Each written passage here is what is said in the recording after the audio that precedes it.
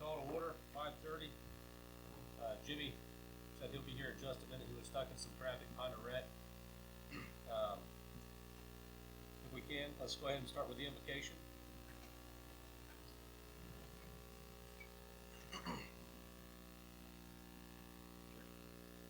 Father, we thank you for your grace, your mercy, for the time we set aside to put great minds together to go through the direction of your kingdom. Bless that time. Acknowledge you as the Lord. Amen. Pledge allegiance to the United States of America and to the republic for which it stands, one nation, under God, indivisible, with liberty and justice for all. Roll call, please. Member Lanfair? Here. Member Hayes? Here. Member Renfro? He's on his way. Member 70? Here. Member Fernandez? Member Alonso? Here. Member Hancock? Here. Okay, we've got the minutes from the January 27th, 2026. Okay, we got the minutes from the January 27th, 2026 Airport Advisory Board meeting. Has everybody had a chance to review those? Do we have a motion to accept those minutes? Motion. Got a motion? Second. All in favor by saying aye? Aye. Or do we have to call the roll? Member Lanfair? Yes. Member Hayes? Yes. Member 70? Yes. Member Fernandez? Yes. Member Alonso? Yes. Member Hancock? Yes. Item C, action agenda, current state of the Avon Park Executive Airport since the city assumed operations in December of 2025. You guys want to go slide by slide and ask questions?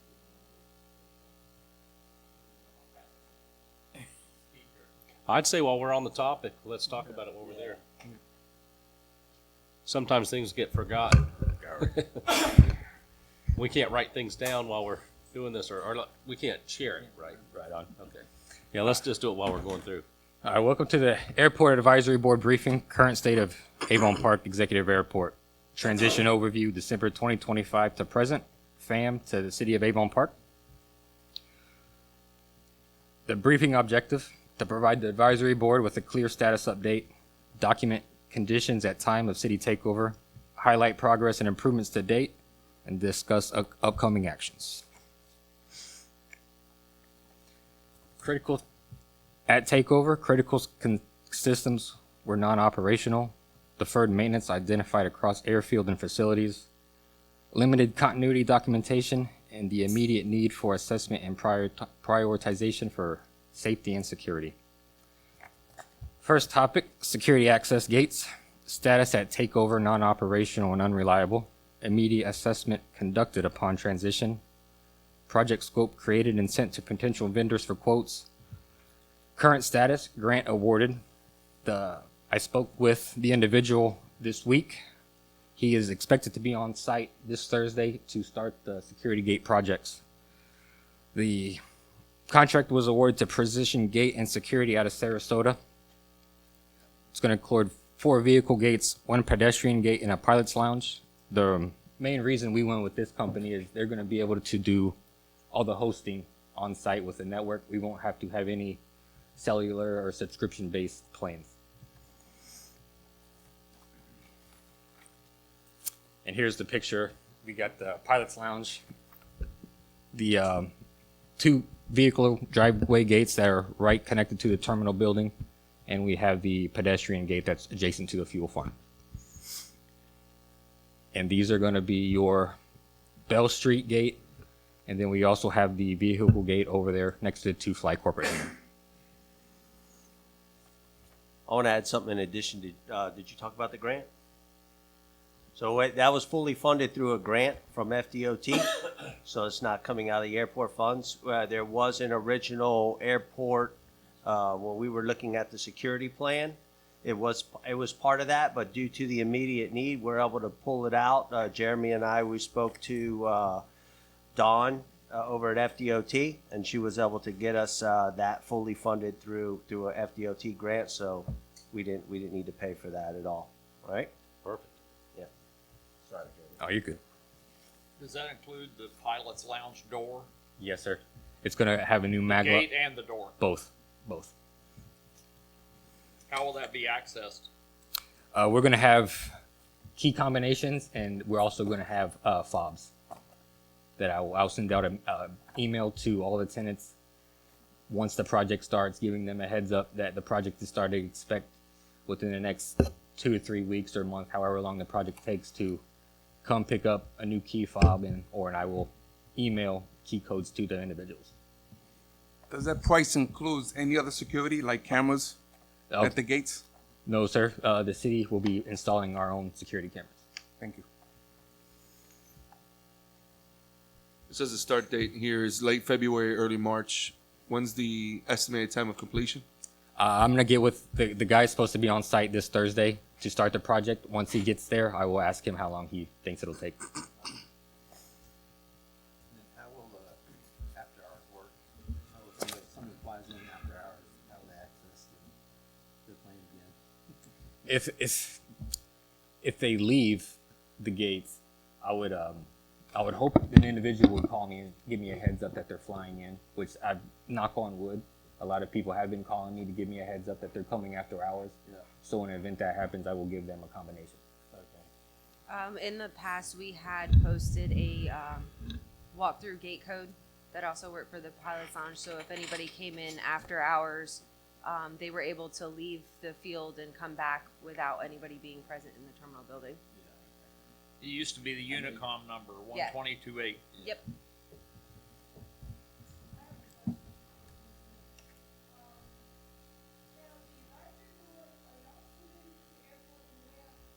Yes, ma'am. Yes, ma'am. Yes, ma'am. Pilot's Lounge? Yes, ma'am. No, ma'am. It's when a pilot comes in and they want a place to relax and drink water, it's a little separate building connected to the terminal that where the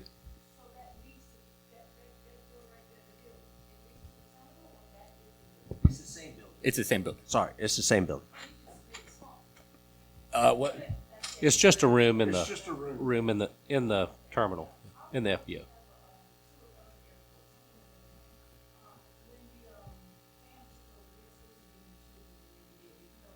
Yes, ma'am. Anytime. Yes, ma'am.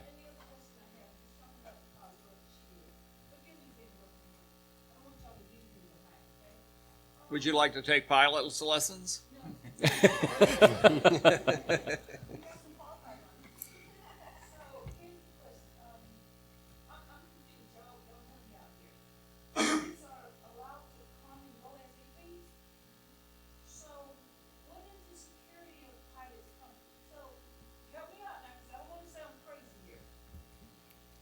So the pilots. Can bring anything they want to into the airport, or take any, when I say take, meaning cargo, leaving the airport, bringing things to the airport. Can they not? Yes. Yes. So, then why we allow them to come in and go out like that? Somebody else. Okay, so we're considered a public airport. We have to remain open to the public. If we were more of a private airport, then we would be able to restrict who comes in and goes. But since we have to remain public to receive funding, we have to allow everyone. Y'all do that too? All right, now I'm gonna call up. Just suggesting maybe put Jeremy's phone number on the door. Come up here. Okay, go to the mic, please, and You're just allowed to place those. just make sure it's on, and that's so people online can hear us and for minutes. Thank you. No, just suggesting maybe put a phone number for after hours that they could call to get the code. if they Sir, don't we have- need your name. Kevin O'Donnell. I'm a member of the Airport Owners and Aircraft Owners and Pilots Association, AOPA. They have a group called the Airport Support Network of volunteers. Not a paid position. I'm not employed. I'm just here to keep my ears and eyes open and help the airport in any way I can. So just suggesting posting a phone number for after hours on each of the gates so that if somebody does come in and they need to access, they could call. You could verify whether or not they're legitimate, ask your N number on your plane, and then give them the code to get in. Thank you. And just to piggyback on that, being that it's attached to the city network, nobody would have to be there. myself or any of the airport workers could log in remotely from home and let them in if that was the case. Okay. And just to chime in on that, we will know who comes in on vehicle gates, whether it's with transponders. There'll be a electronic recording of who comes in and goes out, so we will have that information. Moving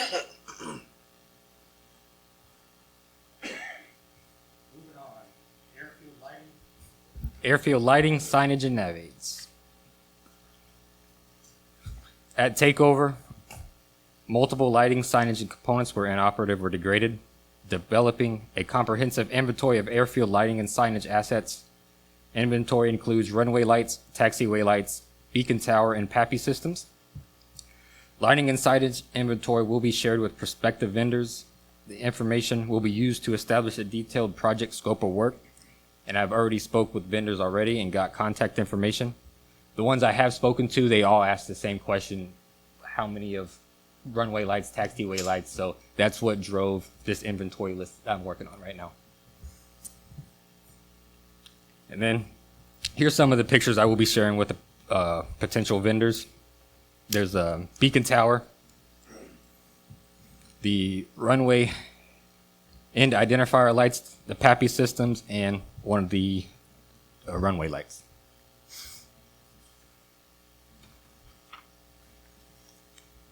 Any questions on airfield lighting and signage? Is this something that we'll be able to repair with grants as well, or will this have to come out of? Yes, sir. I'm just going to go over that in the grant slide. I spoke with Okay. FDOT and the FAA on that. Perfect. All right. Fuel farm and equipment. At takeover, fuel farm documentation, inspection, and records required verification. All required inspections have now been completed and are current. Some of the inspections I'm talking about are the interior tank cleaning inspections, hose inspections, things of that nature. 3 bulk tank fuel hoses are approaching their 10-year replacement interval. I have obtained quotes for the hose replacements to maintain compliance and reliability. I'm hoping to have the hoses replaced this month. A strong professional relationship has been established with Avon as our fuel farm vendor and our trucks. I'm improving coordination, responsiveness, and long-term maintenance planning with them. I have also received updated ATA forms and begun conducting inspections at set intervals. Here's a couple of pictures of our fuel farm equipment. We have the avgas truck, the Jet A truck, and then our 2 12K avgas and Jet A bulk tanks. These are the ATA forms. We conduct inspections on a daily and weekly, monthly, and yearly basis. This is an example of our daily inspection sheets. We do check the hoses, safety, signs, fire extinguishers, sumping. And all this documentation, we have created binders and forms and filed them in our office, kept for 12 years and 12 months. And I also have them all scanned into the computer.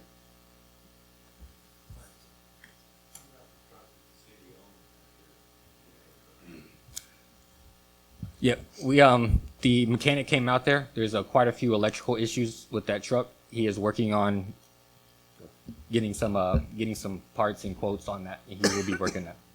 And in addition, there's a significant amount of repairs. The truck's operational, but just due to the cost, the upfront cost that we have, I personally don't want to. I want to get it fixed, but it's just too much at this time. I don't want the airport to take on that many upfront costs. So it's something that we will plan to get back in to the system. We're currently paying $1,200 a month for the Jet A truck, but if we can get it back in service, but I'm thinking that cost, the cost for that truck may be over $20 something thousand for the big truck. I mean, it's significant. Tires, the hose reels, the counter, the seal. I mean, there's a significant amount of repairs that goes into that. That was just something I wasn't willing to do at this moment. They are where we are with the FAM, I mean, we can go after, but the way the revenue's set up and how the corporations, they have parent companies, and then it's going to be quite a challenge to get anything out of them. We're going after the bond, of course, but to get anything, that's a separate. It's the status is it's been submitted, and the bond company is going back and forth, basically wanting additional documentation, and FAM has, which is ROSI, is not necessarily as forthcoming with some of those items. So it's kind of been back and forth, but it's been a challenge, and we're moving along. But we have our lawyer that's in the process, as well as our consultant, and No sound. we're moving along. So. The only discrepancy I noticed at the fuel farm was the static electricity cord, the locking mechanism to winding it and unwinding it wasn't functioning the other day when I came in. Talking about for the avgas, I'm assuming. Right. Yep. At the fuel farm. I'm working on. I had another individual say the same thing yesterday, so I'm working on getting a whole new replacement reel for that.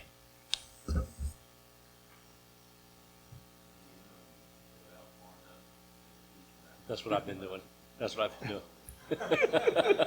That's what I've been doing.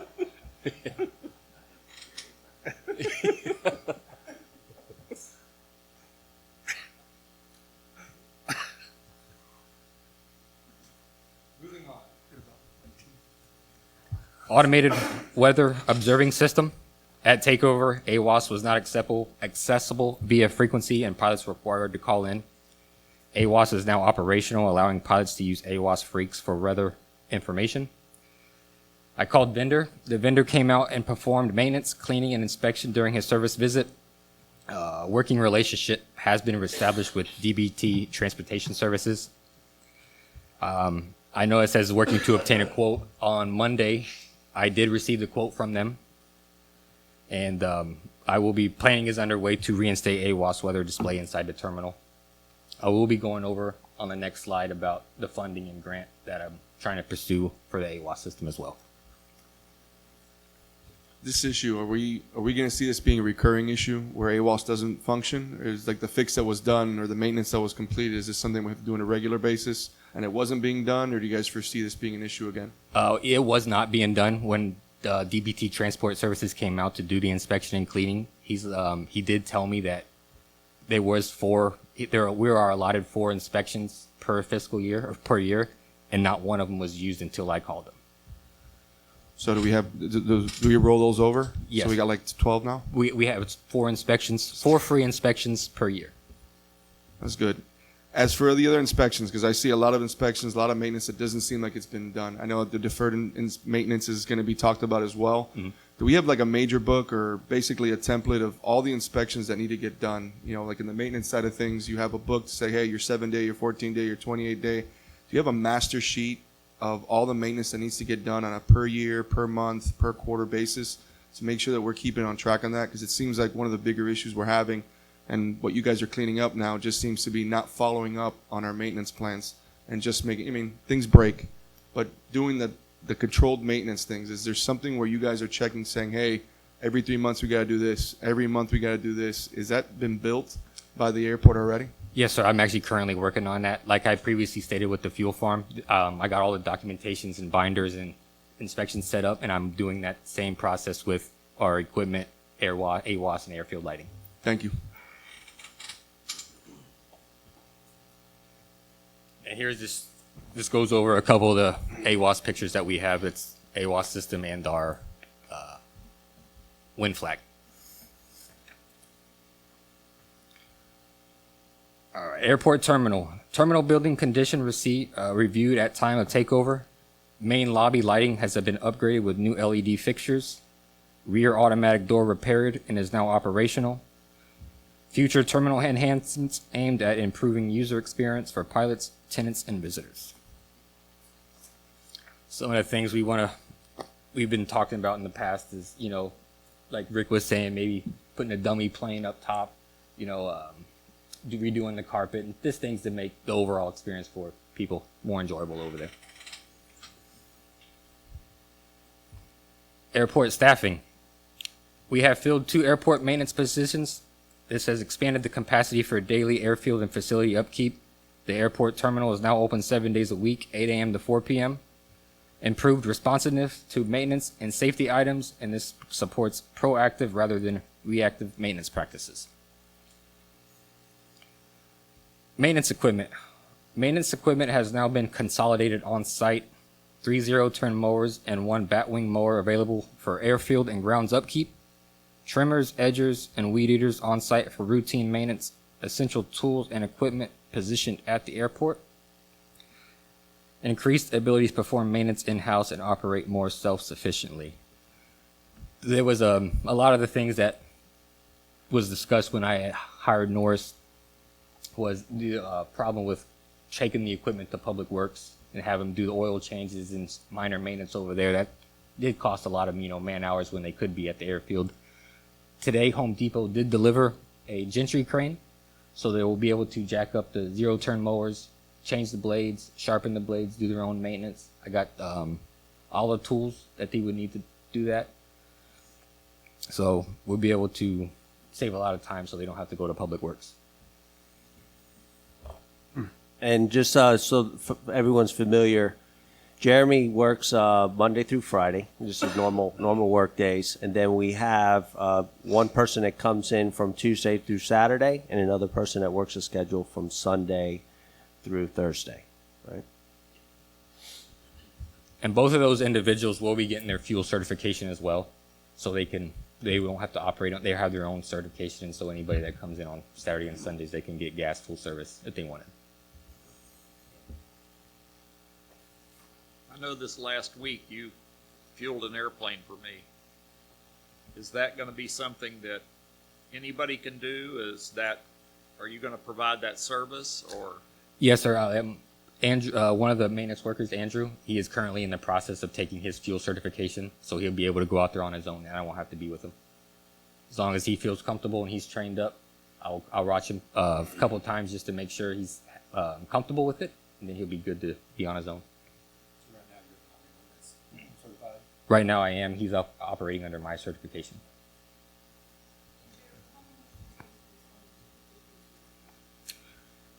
Honestly, it just depends on the person's past. It took me only a day or two to get mine done. And Andrew has his pilot's license as well, so I believe he's been moving along pretty quick with his certification.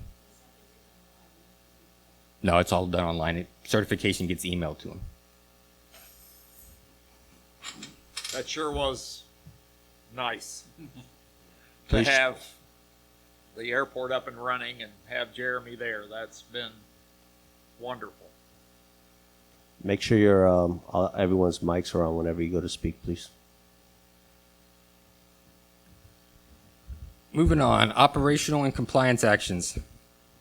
Reviewing airport operations and documentation for compliance requirements. Airport security plan reviewed and updated. I have sent that to FDOT for review and awaiting final blessing. Some of the things I have updated inside the FDOT was a lot of the names of individuals for people in charge. They sent me a new FDLE critical infrastructure survey form. The airport security plan had one already, but they sent me another one, an updated one. I got that filled out, and I had resent all that to FDOT, and I'm just waiting for them to say yay or nay. I'm currently in the process of updating and reviewing the operating rules of the airport. Once I finish those, I'm hoping to be done with that this week. I will give everybody that signs a lease a copy of those as well.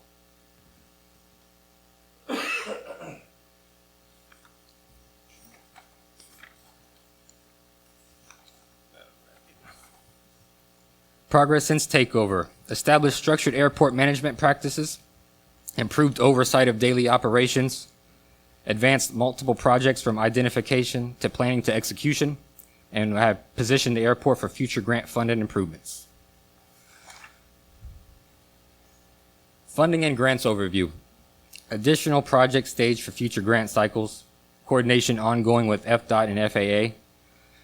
phased improvement strategy adopted with assistance from Kimley Horn. Going over the two projects that we was talking about, the AWAS and the airfield lighting, I spoke with a member of the FAA, a representative of our airport. He's going to be reaching out to me in April to schedule a time to set up a meeting with myself and Don, the FDOT representative, to go over how we can continue and to get all the grant opportunities that used to be on the table back on the table for us. So I'm just waiting for him to get back with me in April to have this meeting. Upcoming priorities: execute security gate project, advance airfield lighting, signage, and nav aid improvements, continue addressing deferred maintenance across the airfield, and maintain focus on safety and compliance. Advisory boards, support and discussion. This was meant to provide transparency of airport condition and progress, to seek board input and on priorities, and open discussion and questions.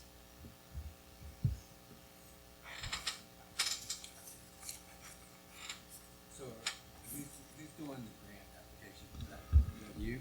That will be me. I spoke with the member of at FDOT, Dawn, and she gave me the contact information of the FAA rep, and he mentioned that I'll probably have to redo all the pre-application processes in April. Yep. Just so we can try to claim as many as possible. How about the rotating beacon? What's the situation on that? That's part of the that is actually in a project with the yes, and it's also. I was talking to Don at FDOT. There was at one point a fund to fix the beacon and the AWAS system at the same time. That's going to be one of the things discussed in April, to see if we can get that back on the table to fix the AWAS system and the beacon all in one. I'm not sure. It was those two projects were combined inside JSIP. In the master plan that you guys handed out to us at the last meeting, under 8.1 capital improvement programs, where it has a list of all of the projects and their estimated costs and how they were going to be paid by federal and state, are these the ones you're talking about picking back up and continuing on with this master plan? Or Yes, sir. okay. And there's it's called JSIP, which is just FDOT, right? Or is it FAA? That is both. So these there's projects that are in there that we are going to try to, we're moving forward with some. There's some that we have to pull off because it was part of the AIPP that was with FAM. So some of that's going to come off, but there's a good amount of those projects we're going to move forward with those.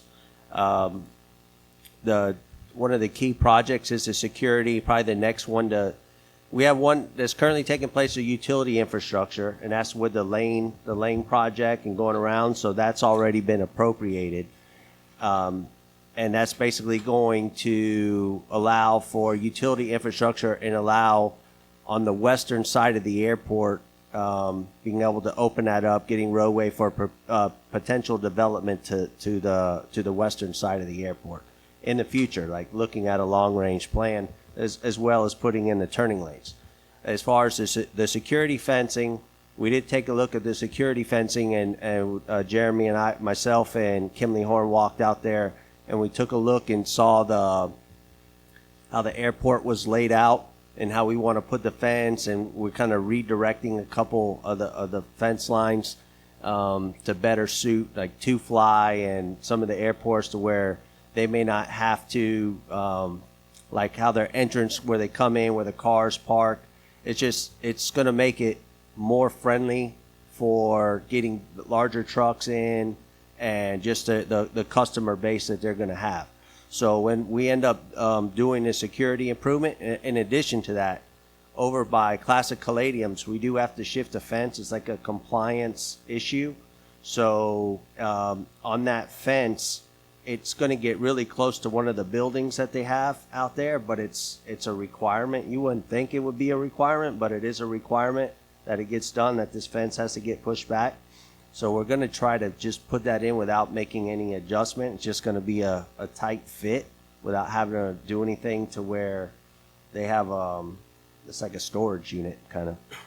Yeah, we've had discussions with that. I mean, we had already had discussions 2 years ago Yeah. about those issues, and I mean, even talking about potentially losing that portion of that building just to make it a little bit safer. Again, we've all been under that understanding about those changes, so it's not really a surprise to us. So we're, I think the fencing project is going to move along really quick, and it's kind of concurrent with the other project, with the utility project. And then after that, our goal really is to look at potential developments, whether it's T hangers or other types of hangers, to get more revenue in to help us out.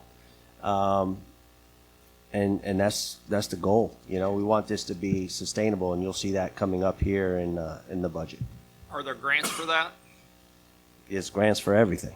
Yeah. That's what's running the airport. You know, that, In So- the in 8.3 to 8.5 in the book, and there's a nice layout of all the projects, what's listed there, and the finances that are part of that, and how it comes from federal and state. But I was kind of wondering if you're prepared to go through that now, or you need to wait till you have a chance to get these first few projects done to come back to this to see, is this what we're sticking to follow on, along with that map with the layout with all the commercial hangars, the 2 additional T hangars, the expansion of the taxiways and the runway, and that's in here, or is it going to be something different? We have a layout, and maybe on the next meeting we can provide it. It's a layout of what we put forward to, was it FDOT or FAA? I'm trying to remember. But we're putting that in because there was a requirement when we were doing the lanes, that we had to have like a traffic count and kind of what our future goal was for the airport. So as part of that, we had to come up with how we envisioned the airport. So that was a piece of it. We'll show that to you all so you can see what we're working with and kind of what we're planning on, and then we'll get guidance from the board. Is that the same as the maps you've got under 10.4 of this? I'm not quite That's sure. fine. I Okay. haven't compared it, but So that master plan was created, I want to say in 2015, 2016. Right. That's just basically a guide to let DOT and FAA know what kind of projects we're projecting. It's not set in stone. Okay. So we could always add projects, alter the projects that are in the master plan. And a lot of the security stuff is obviously not in there, but we're adding it because it's a necessity. We need it now. Right. So he can put in a bunch of pre-apps for additional funding that might not necessarily be listed in that master plan. That's just a document that is a general guide that we could follow and show this is what we want to do, but we can always alter it. Okay. Question. Doesn't it have to be updated from this timeline and be resubmitted to the FAA for approval? I just don't think you can use a plan that's 10 years old the way it's been in the past, because a couple of times it ran out and they wouldn't accept it in years past, so we had to get an update to have anything done. Yes, that is correct, but I believe the master plans run for 20 years. So I think they had originally, when FAM had shown up to try and take over the master plan and the projects and stuff, they wanted to resubmit a new master plan that had their projects listed in it, but I don't think they got approved for it because of the age of the master plan that we had.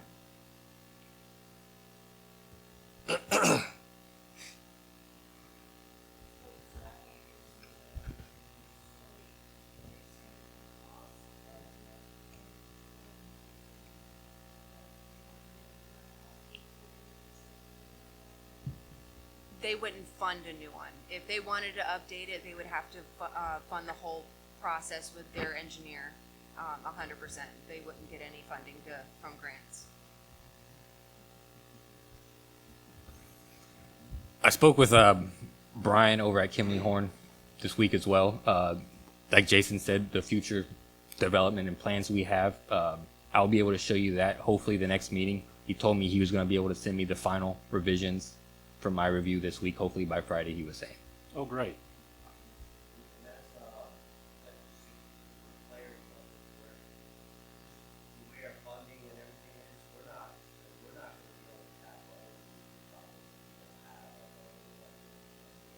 Of course.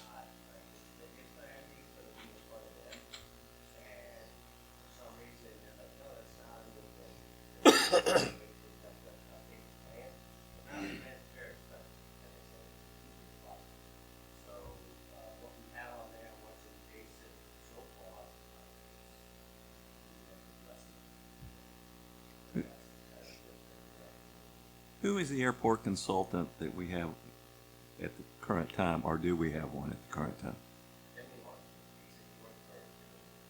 Okay. And how long have they been engaged with the city? Since 2019. Okay. And what have they been able to accomplish in that timeline since then for us? I worked with them on the taxiway Foxtrot rehab and reconstruction, and I also worked with them on the apron. By that time, those projects had completed. Dan had taken over, so we halted our engineering services with them during that time. But since the city has taken over the airport again, we reestablished that connection. Yeah, and the security, the fence was on, but then it was pulled. So once it was, they didn't allow for the FAM. They weren't going to fund that. John Barbin had spoken highly of him when I was talking with him about. I wasn't talking negative. I didn't, Yeah. never been heard the name before. I worked with I just- Kimley Horn when we built the FBO building.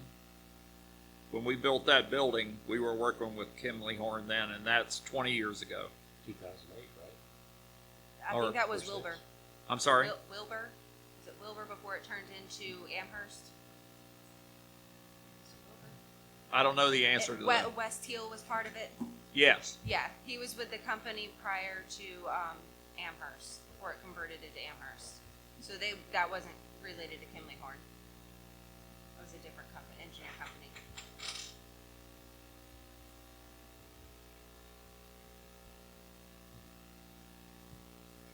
Anything else y'all want to discuss before we move on to the financial side? Please proceed. So in summary, it just sounds like you're trying to operate within the parameters of the master plan with acceptable edits that should keep your funding in place. Exactly. Yeah, there'll be small. I mean, it's your goal to try to utilize that, but it's if you have to tweak it a little bit, they allow for that. And you're taking the low-hanging fruit right now, security, compliance, FAA compliance, those types of things. Yeah, and safety. Yeah, exactly. Safety.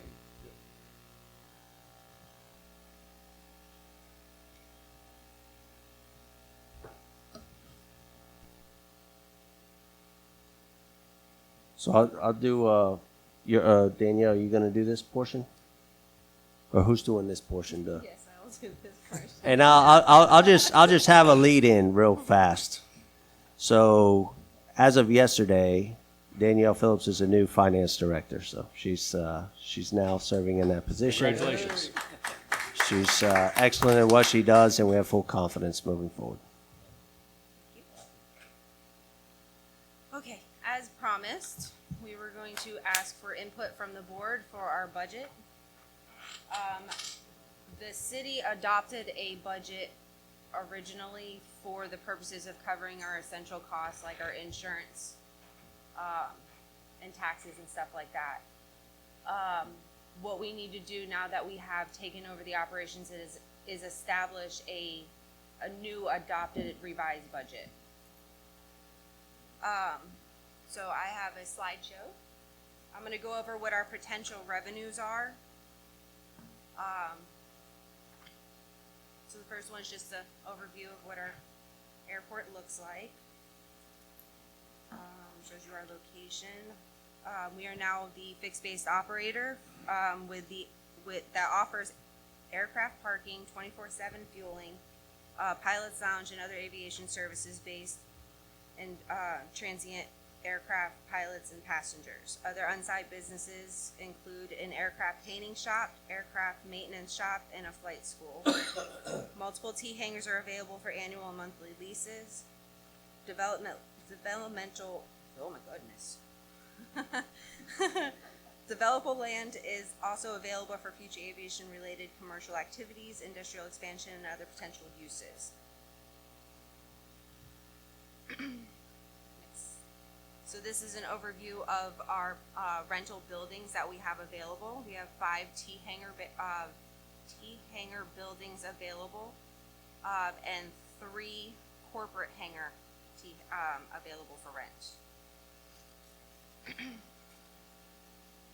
Under building 1, these are our smaller hangars, T-hangars. They're roughly 928 square feet. We have 2 end hangars that have a small office or storage area attached to them. Building 2 are our medium hangars. They're approximately 1,010 square feet. Each building has a small storage unit on the end. We do not have any rates established for those, and as far as I'm aware, they are not currently being utilized. Building 3 are our largest T-hangars. They're approximately 1,240 square feet. We do have 1 hangar on this building that has a large office and storage space. Building 4 and 5 are additional small T-hangars, which include 4 of them that have the office and storage spaces available on the ends. Out of these T-hanger rentals, the potential we have for the 24 small T-hangars with 1 vacancy right now, monthly would be $6,768 a month.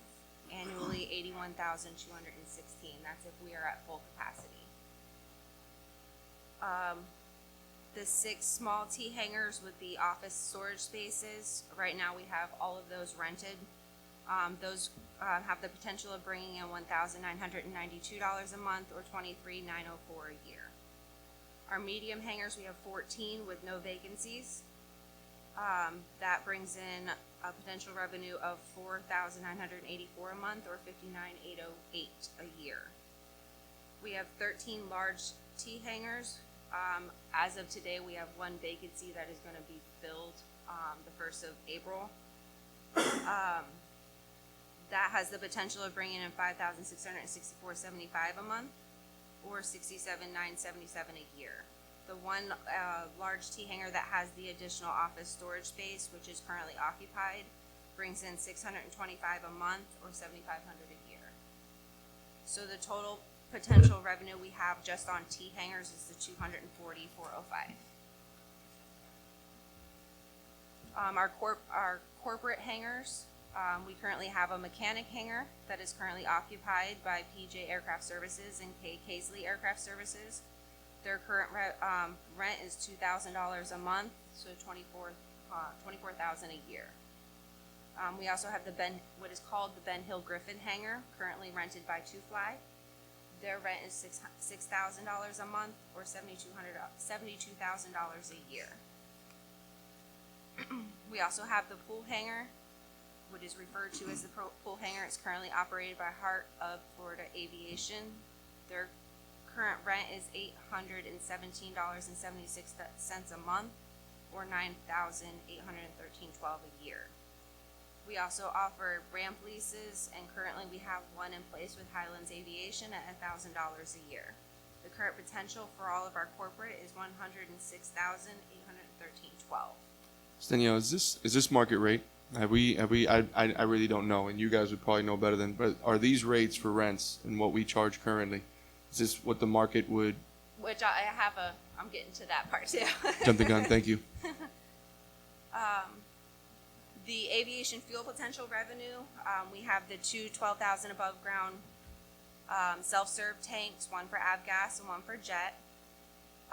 We also have the 1,000 gallon refueler for avgas and the 3,000 gallon refueler for jet.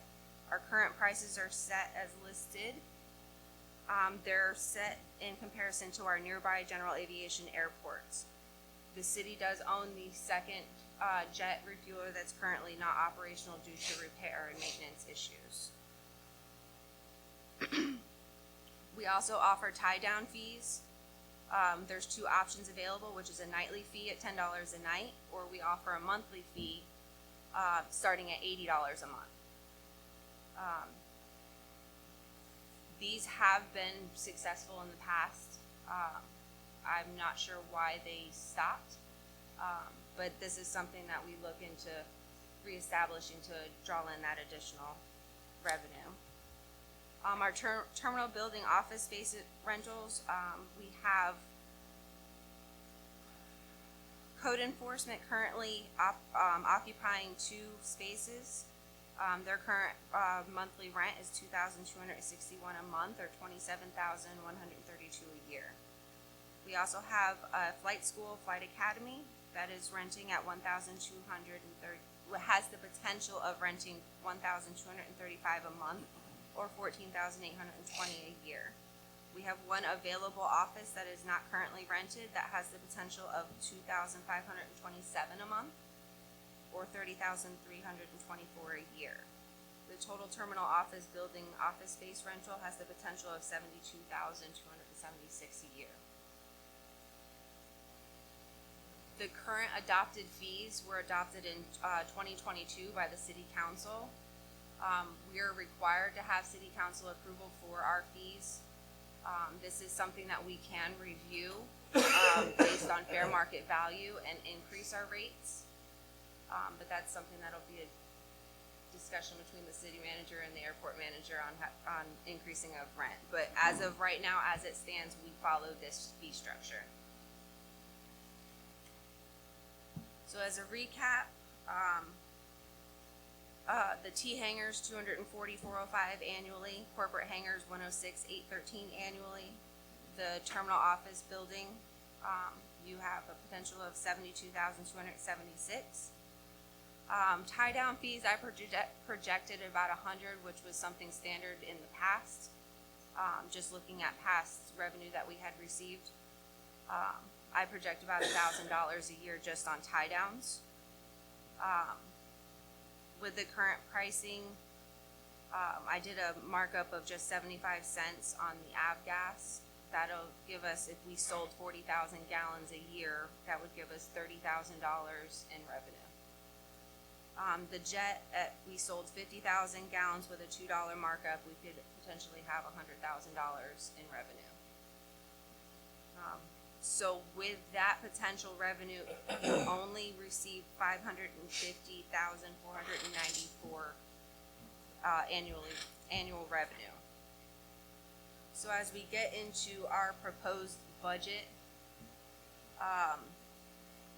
you'll see on the revenue side, I plugged in some numbers to finish out this fiscal year.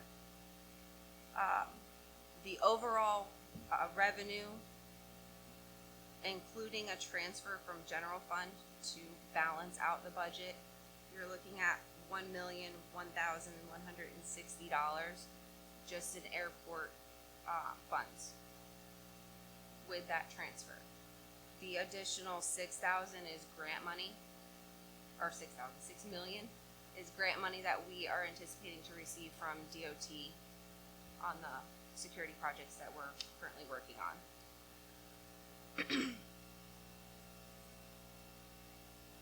Here is the list of proposed operating expenses. These are all specific, just projections. These, obviously, if we make more, like in fuel sales, we'll be able to adjust accordingly on the revenue side to the expense side. I don't know if you want me to list every one of these. Okay. So the, on your proposed revenue side, I think we've got a discrepancy between revenue and net income from fuel. That is correct. Okay. It's all based on the previous years. We bought, the fuel price was more, so I projected a higher purchase price for the city than I expected to receive in revenue. Okay. Now that we reestablished our pricing on our fuel with a higher markup, we should be able to recoup that money and balance out a little bit better. Right, because your revenue from the fuel would actually be higher than we stated in the projected revenue, because that was net of cost, right? Correct, and this is, like I said, this is just projected based on previous years when the Okay. city had the operations. Obviously, we are doing a lot better in fuel sales. Right. So this number is not set in stone, it's just a proposed budget. It's not something that is set, we can always alter it. And we stay, we keep an eye on, the fuel prices, we talk about the other airports, we still strive to be the lowest price, but very close to the lowest price. So we always want to stay within, whether it's 15 cents or 20, whatever, but we don't want to be 50 cents under the lowest. That makes no sense whatsoever. So that's what we're trying to do. How often is the fuel pricing updated? After each refill. After each refill?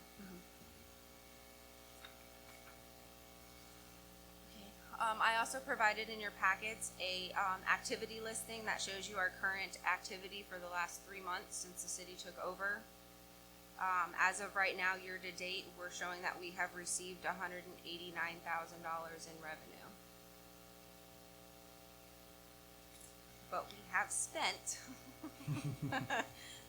$363,000. Just out of curiosity, did the military provide us for any funding for all of the use of the airport for the month of February?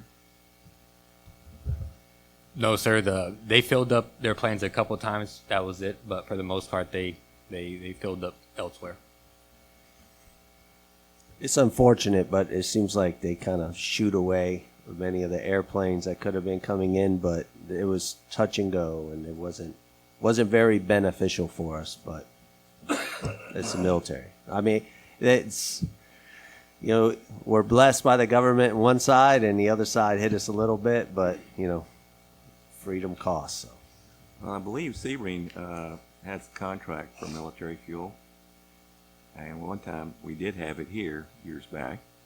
I don't know if they're looking for dual contractors, but I know they had tankers out at the range putting fuel in. At least I was informed that was the case. So military contract fuel is one that you can always count on no matter what civilians are doing, because that's going to go on all the time. So possibly as a secondary source, I'm sure they're happy with Sebring, but it never hurts to have your name in the hat for that possibility. Yes, sir. Definitely look into that.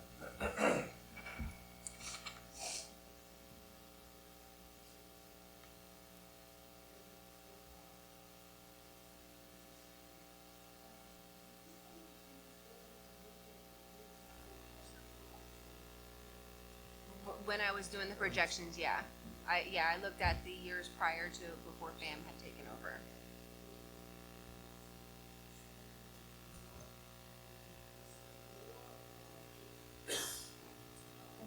I will tell you, since I have been with the city, the airport has been in the red every year. So we've always had to borrow money, whether it be from general fund, sanitation, or water. The goal obviously is to get out of that to where we're not having to, and they can be self-sufficient. But we need to get a lot of our security stuff and a lot of our amenities updated so that we can charge appropriately for a lot of the facilities. And having a lot more T hangars and a lot more corporate hangars will bring in a lot more revenue. Right, that's what I was excited to see on the master plan map. But I've also noticed too that there's other entities in the T hangars that aren't aircraft, which makes me kind of wonder, if we have planes in there, they're going to be using the maintenance, they're going to be using the fuel. If it's another entity, we're not capturing the other services provided and funding that could be provided from the airport to those people. What kind of waiting list do we have on the T hangars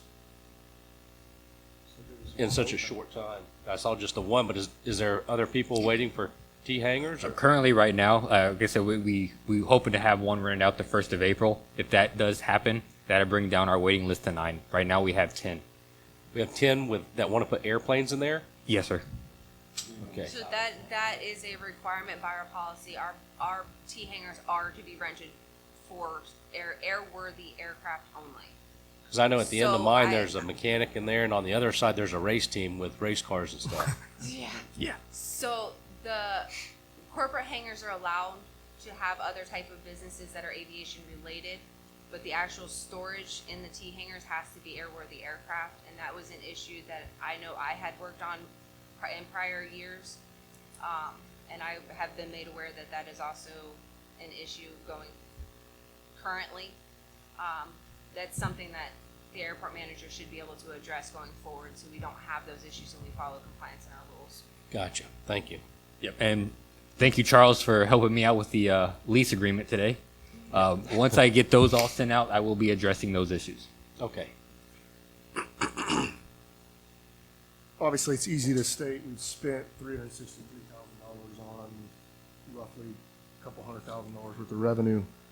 But you dig into it, you see some CapEx stuff, building improvements, that type of stuff. So, I mean, you're running into expense from deferred maintenance, right? And then you're running into some heavy legal expense Yes. associated with what's going on too. So it's not operating as terrible as it looks on the surface because we have all these things that we're trying to catch up on, right?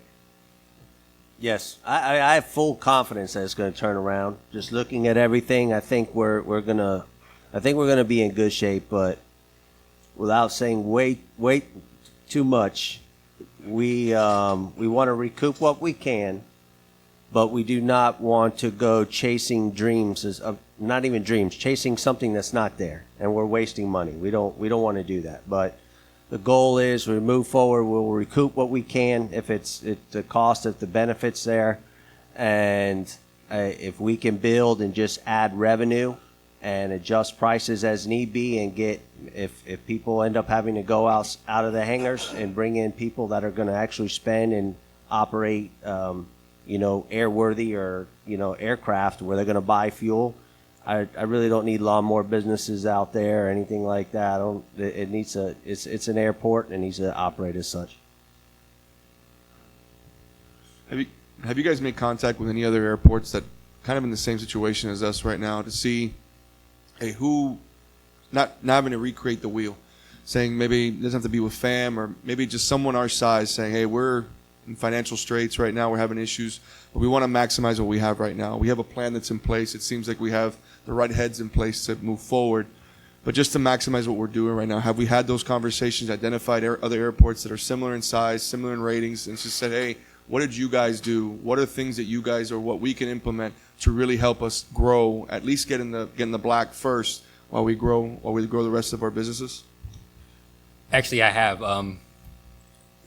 Key example, I've been working on the website for the airport, and I've researched all the general aviation airports within the state of Florida, municipal, to get an idea of what they're doing, what their website looks like, and how could I mimic what they're doing on our end. So I have been looking at other airports our size within the state of Florida. Some outside feedback.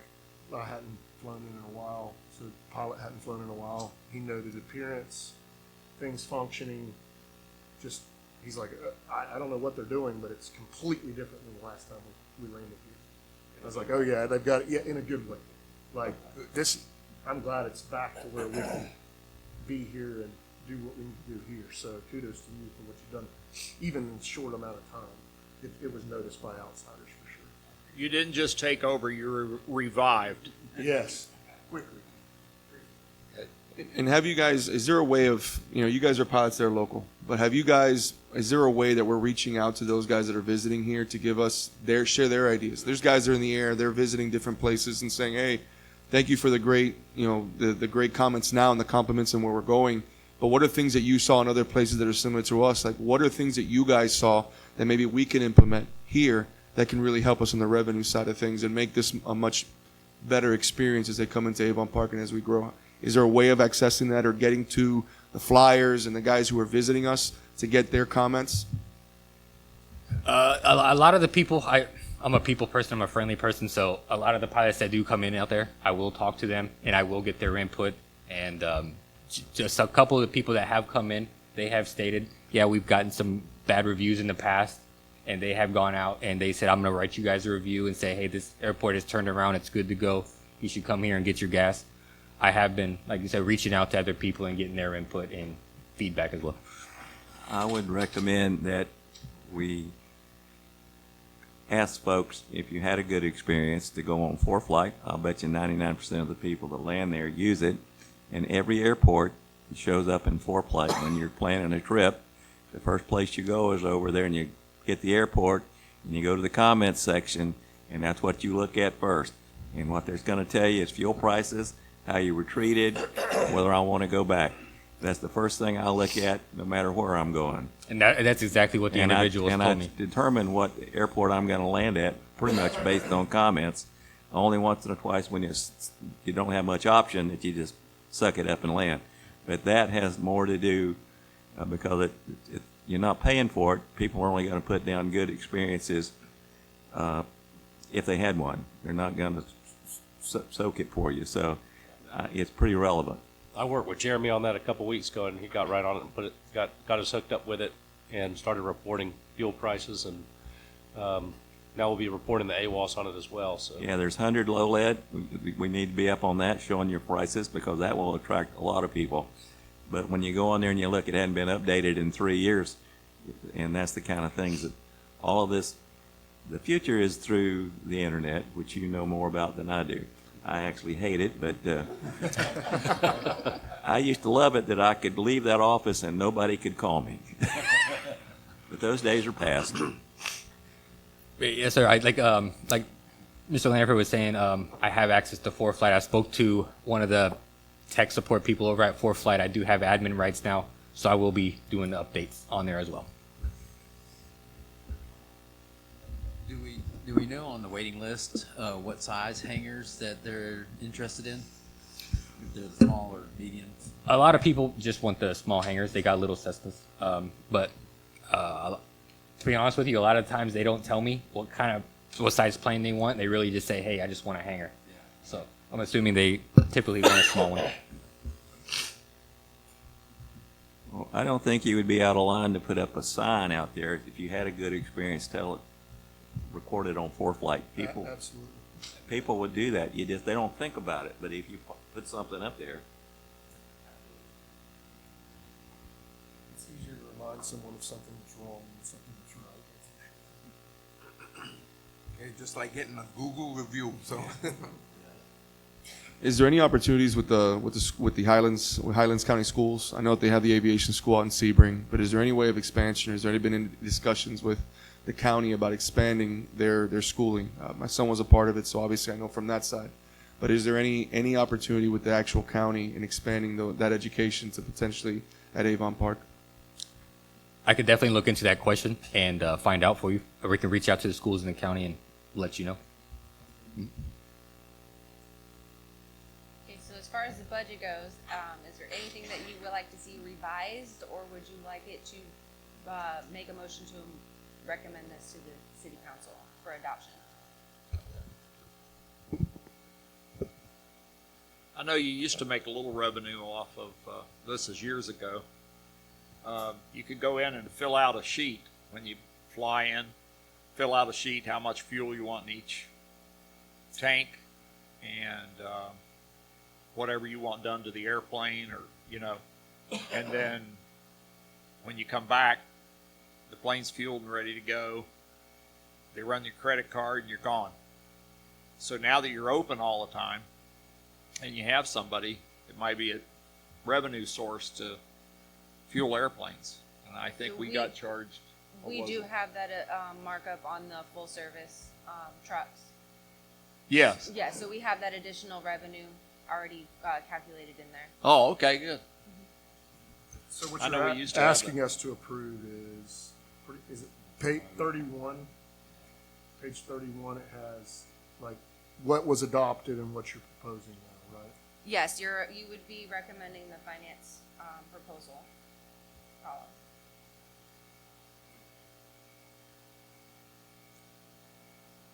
And like I said, I would like to remind you that this is also, you're going to be asking for $464,570 from general fund.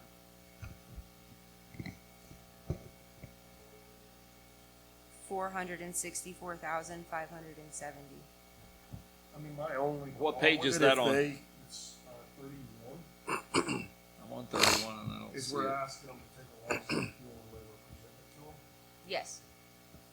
I'm But considering- this, like I said, this is adjusted, it can be adjusted.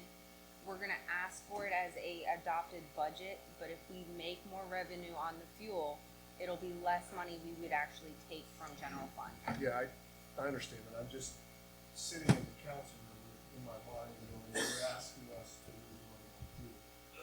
It's directly proportional to what you spend. So I'm just thinking through their eyes, everything else looks great to me. I'm thinking of the question that you're gonna get from them is going, well, why would we lose money? That's the only reason I would suggest. And like I said, this was something that was created based on past.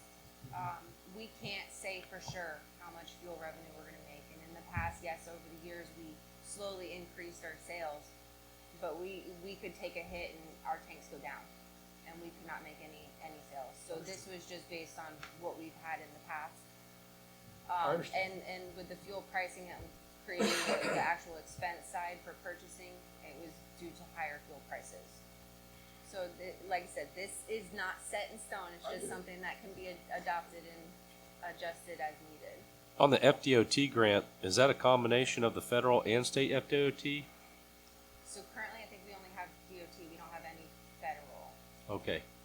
So that $6 million is just DOT funding.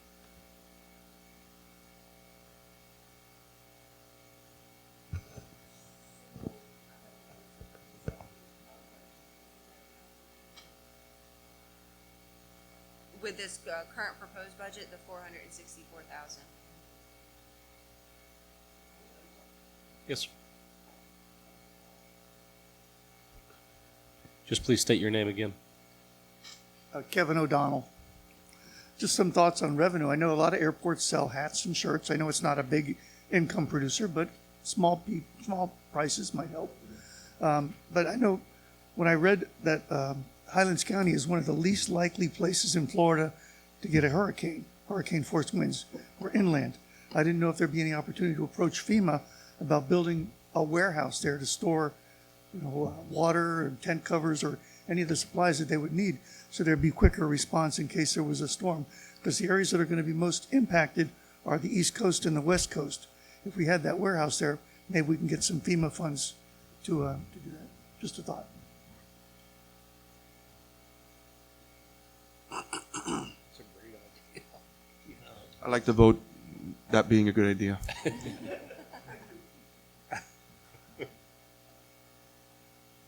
Do you want to see any changes in the proposed budget? If not, do we have a motion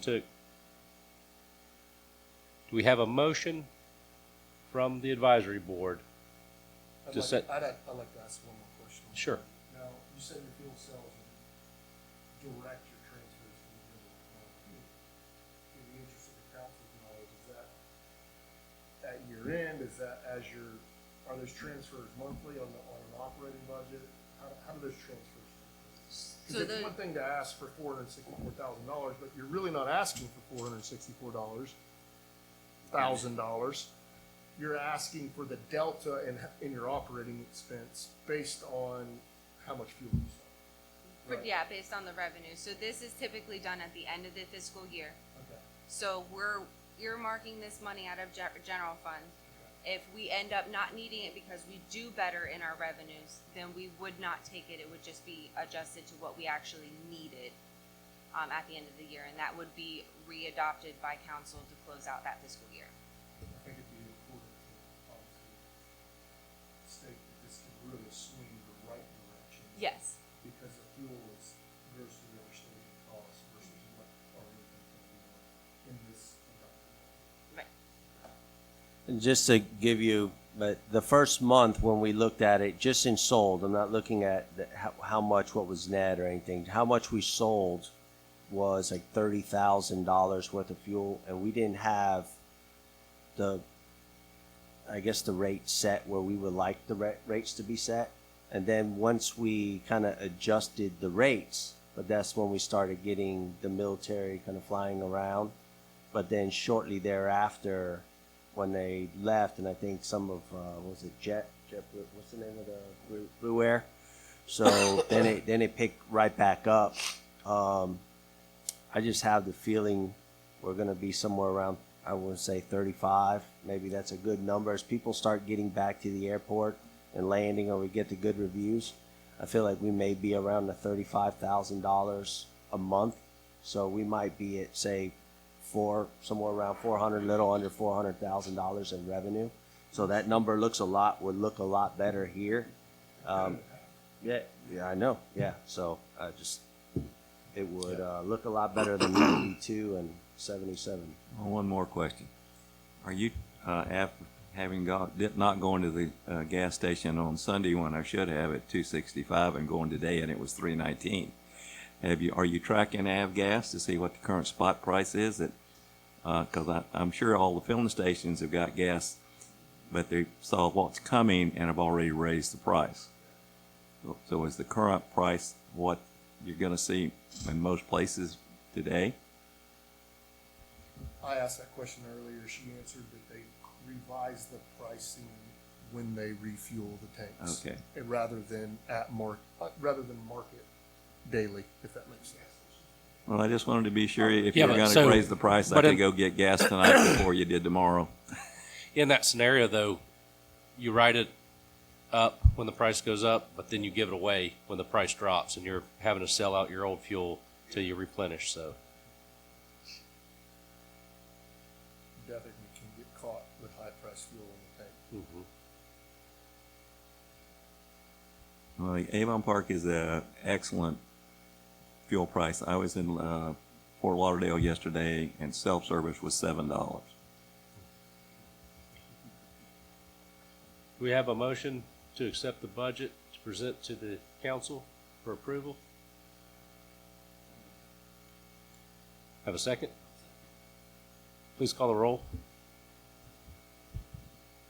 Member Lanfair? Yes. Member Hayes? Yes. Member Renfro? Yes. Member Seveny? Yes. Member Fernandez? Yes. Member Alonso? Yes. Member Hancock?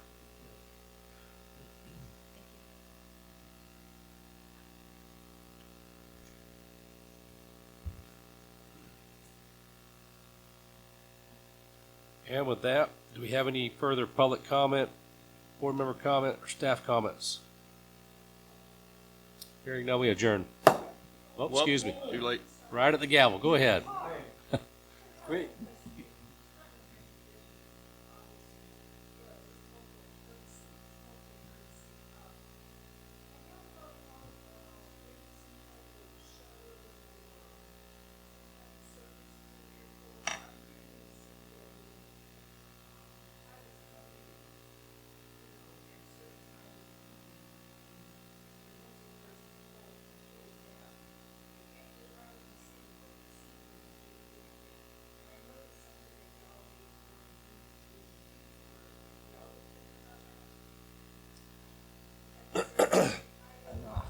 Talk about like a loaner car. Some type of shuttle service?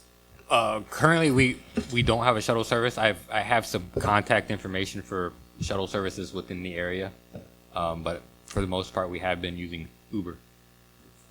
They've been using Uber. Yes, ma'am. They come pretty quick too. I know that we've had, I'm sorry, go ahead. We use a loaner vehicle a lot at different FPOs. And that's pretty ideal. It's unbelievable. You mean the money box?